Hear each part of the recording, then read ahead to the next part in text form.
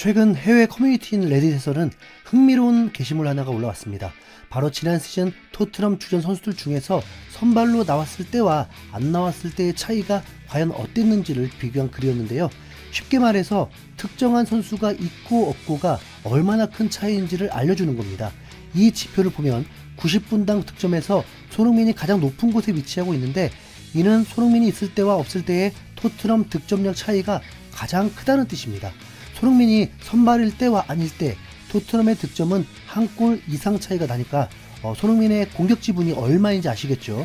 반대로 토트넘의 실점 역시도 손흥민의 선발 여부에 큰 차이를 보입니다. 손흥민이 선발로 나온 경기에서는 0.6골가량 덜 실점했다는 결과가 나왔는데요. 그만큼 손흥민이 공격뿐만 아니라 수비에서도 엄청난 영향을 줬다는 뜻이죠. 그런데 프랭크 감독이 부임한 이후에 최초로 완전 이적이 발표된 마티스텔, 이 선수는 참으로 암울합니다. 엔지 감독의 전술 때문이라고 할지 몰라도 텔이 나오면 득점력은 거의 마이너스 1골, 실점은 플러스 0.7골 가량 올라가거든요. 영국 현지나 해외 매체들에서는 손흥민 대체자라는 표현으로 텔을 부르지만, 실질적으로 텔이 손흥민을 대체하기란 턱없이 부족한 게 현실입니다.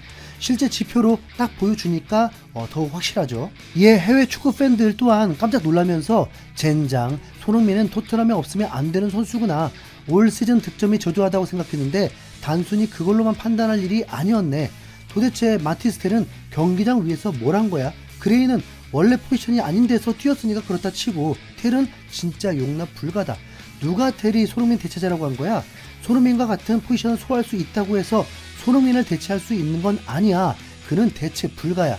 사실 통계 자료는 어떻게 만들었냐에 따라 오락가락하곤 해. 하지만 적어도 손흥민의 가치는 확실하게 보여주네. 그는 우리의 캡틴이고 진정한 리더야. 역시 우리에게 손흥민이 필요해. 누가 우리에게 유로파리그 트로피를 선물했는지 알지? 케인도 아니고 요리스도 아니고 바로 손이었어, 등등. 손흥민이 대체 불가능한 선수라면서 토트넘에 꼭 필요하다는 말이 많았습니다. 하지만 최근 손흥민은 사우디뿐만 아니라 무리뉴가 있는 터키의 페네르바츠와도 이적설이 나오고 있는데요. 솔직한 심정으로는 프리미어리그 팀이 아니면 그냥 토트넘에서 1년 더 하는 게 낫습니다. 사우디나 터키로 가봤자 챔스 진출도 어렵고 경기를 보기도 더 힘들거든요. 챔스급 팀으로 가는 게 아닐 바에는 유로파 우승으로 당당하게 얻은 챔스 티켓을 두고 떠날 이유가 없잖아요. 손흥민이 남은 계약 기간 1년을 마저 채우고 FA가 된다면 아마 원하는 팀들 많을 겁니다. 프랭크 감독이 선수들에 맞춰서 공격 전술도 잘 짠다고 알려져 있으니까 손흥민의 골 결정력을 극대화해줄 새로운 전술을 가져올지도 모르고요. 그런 면에서 손흥민과 쿵짝이 잘 맞을 검증된 공격수 한 명의 이적설이 나왔는데요. 그 주인공은 바로 브렌트포드의 브라이언 음베모입니다. 올 시즌 프리미어리그에서 무려 20골 7어시스트의 맹활약을 펼친 음베모는 단숨에 리그 정상급 공격수로 등극한 선수입니다. 브랜드포드의 주포였던 이반 토니가 떠나고 그 자리를 꿰찬 게 바로 음베모였죠. 지난 시즌 5라운드에서 토트넘을 상대로 전반 23초 만에 미친 발리슛을 터뜨리면서 선제골을 얻던 기억이 생생합니다. 뿐만 아니라 뉴캐슬이나 아스날 같은 챔스권을 상대로도 곧잘 골을 넣으면서 생애 최초로 20골 고지를 찍었는데요.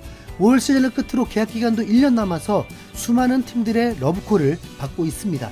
프리미어리그에서만 뉴캐슬, 맨유, 아스날 그리고 토트넘까지 관심을 보인 상황입니다. 원래는 맨유 이적이 매우 유력했습니다. 이적 전문가의 로마노 기자도 챔스에 진출한 뉴캐슬, 아스날, 토트넘보다 맨유로의 이적이 유력하다고 했었죠. 구단 간의 합의만 하면 끝나는 수준이었는데 이적료 합의가 결렬됐습니다. 맨유는 옵션 포함해서 5,500만 파운드를 원하는데 브렌트포드는 무조건 6천만 파운드를 고집해서 협상이 쉽지 않은 거죠. 하나로 따지면 맨유는 1,020억 원을 제시했는데 브렌트포드가 1,113억 원을 요구하고 있습니다. 이미 맨유는 마테우스 쿠냐를 영입하면서 6,250만 파운드를 지출한 상황이라서 이적료를 올리는 데에는 한계가 있는데요. 왜 음베모가 챔스도 못 나가는 맨유로 이적을 하고 싶어 하는지 이해하지 못하는 축구 팬들이 상당히 많습니다. 아마 주급을 많이 주지 않을까 싶네요. 그런 상황에서 프랭크 감독이 토트넘에 오자 분위기가 묘해지기 시작했습니다. 아무래도 프랭크 감독은 은배모를 발굴해 20골을 넣게 만들어준 은사잖아요. 누구보다 은배모의 장점을 잘 알고 그에 걸맞는 전술을 짜줄 수 있는 사람입니다. 그러다 보니 은배모도 프랭크 감독이 있는 토트넘 쪽으로 마음이 서서히 기울고 있다는 현지 매체들의 보도가 나온 겁니다. 은배모는 최근 스카이 스포츠와 인터뷰에서 프랭크 감독에 대해 이런 발언을 했는데요. 프랭크 감독은 나에게 정말 많은 걸 해줬다. 처음부터 나를 진심으로 믿어줬다. 팀을 정말 잘 발전시켜준 감독님이다. 그는 나를 사람으로서 그리고 선수로서 성장시켜줬다.